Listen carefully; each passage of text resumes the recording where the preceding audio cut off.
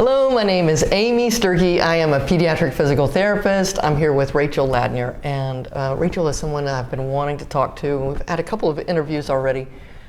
Rachel has cerebral palsy with pretty significant physical involvement, but intellectually, I think smarter than me. So I just think she has a fantastic ability to be able to articulate what her life is like. And so I'm really excited to talk to you. I'm excited to be here. So Rachel, first, I want to say that because Rachel has cerebral palsy and it affects the muscles of her body, it's a little hard sometimes to understand Rachel. So if you're having any trouble as you watch this video understanding Rachel, you can turn on the closed captions and you'll be able to read what she's saying. Rachel, we were talking about your experiences across your life, and as a person with cerebral palsy, how do people treat you? Mostly, if they don't know me, they treat me like a child. They talk to me like a baby. They talk to me like I can't hear them too. They talk to you loud? They'll talk really loud. So they'll do like this, "Hey, sweetie, how are you?" Like kind of. Yeah, and they'll get up all in my face. Okay. And what do you do about that? What do you do? I just say, I can understand you fine and I can hear you. Like, I pulled I have a master's card, which sometimes helps, not all the time, but it's really annoying. And some days it's easier to be nice about it. And then other days it's kind of harder depending on how my day is going and how many people have done that. I guess I just, because I know that you're quite smart, I would find it very frustrating if people consistently underestimated my intelligence by a lot. It's amazing how people make you lose intelligence just because you're sitting down. Yeah, and just make an assumption. Maybe it's just because the people they've met before in a wheelchair were not as smart as you are, so they're applying their previous experience onto you. Yeah. And there are not many people who are as smart as you and have a significant level of involvement. I mean, there are people, but but you are atypical. Yeah. Well, are there things that people do that really annoy you? Some people come and pat me on the head. They pat you on your head. Yeah. So they just walk up and like they're saying hi and they're patting you on the head. Yes. I would.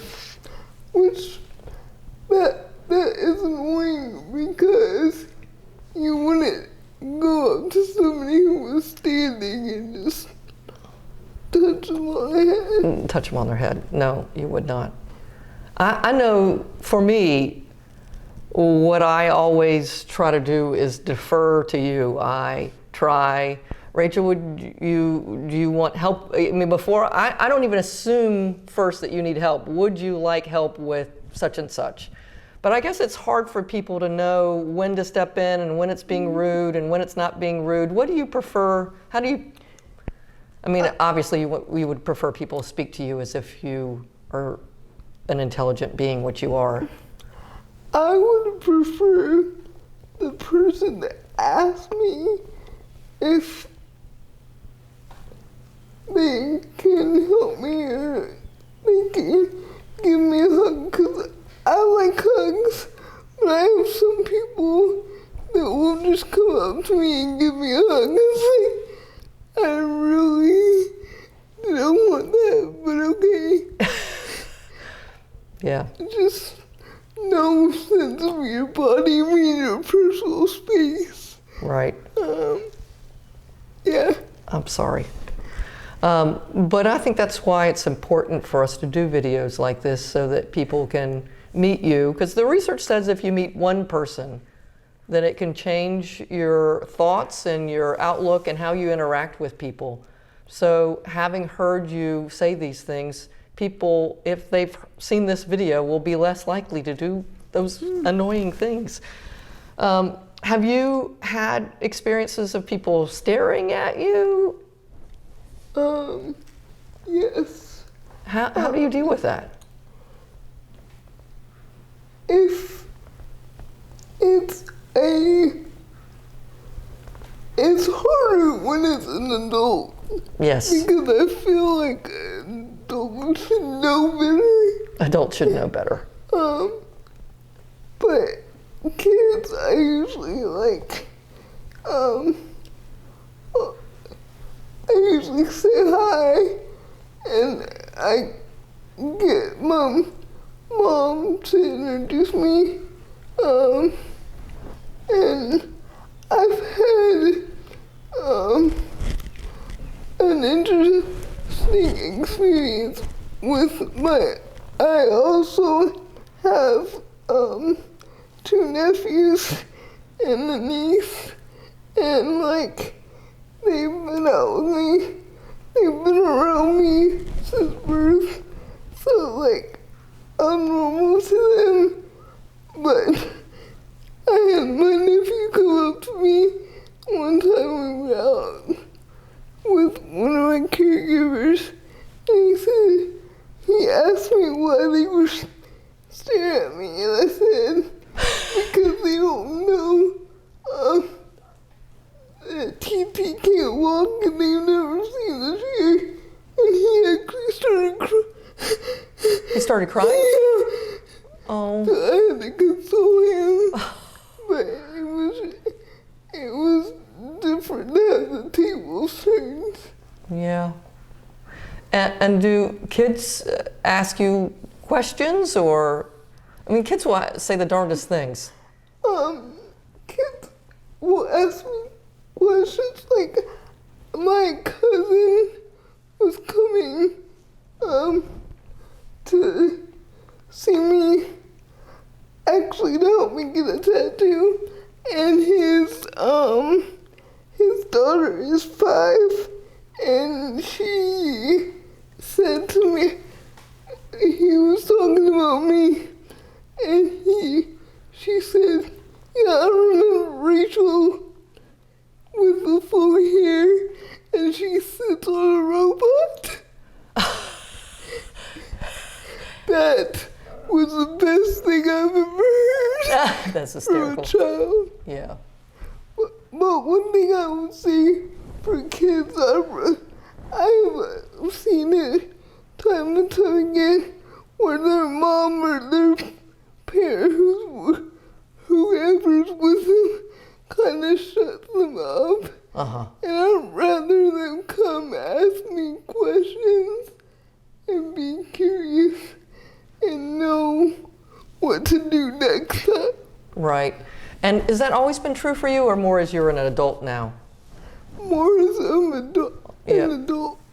Yeah, I had another person with cerebral palsy say the same thing. It's like when I was a teenager, boy, whew, don't ask me, shouldn't be asking me stuff like that. But now as an adult, I'd much rather you come on over and ask the kids come over and ask questions.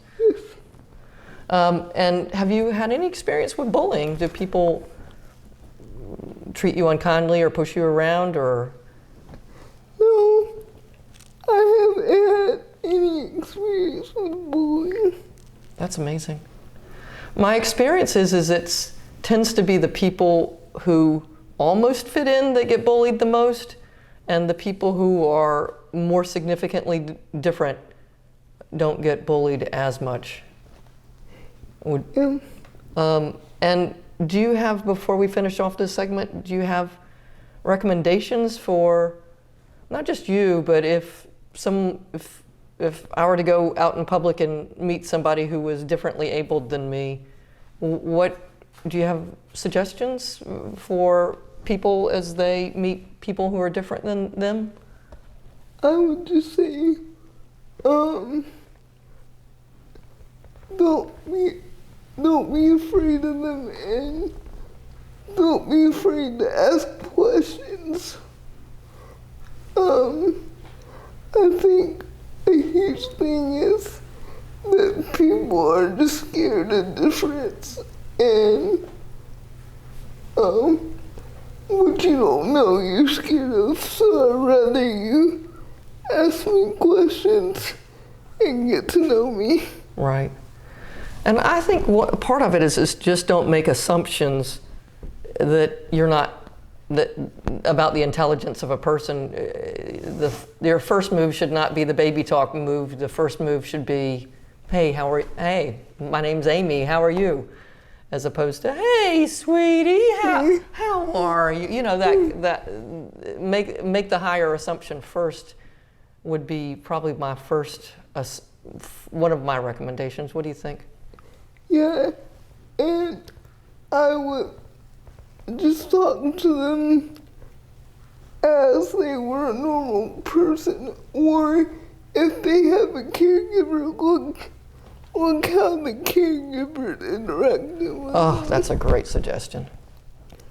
And look how the caregiver, like, especially for people that are nonverbal,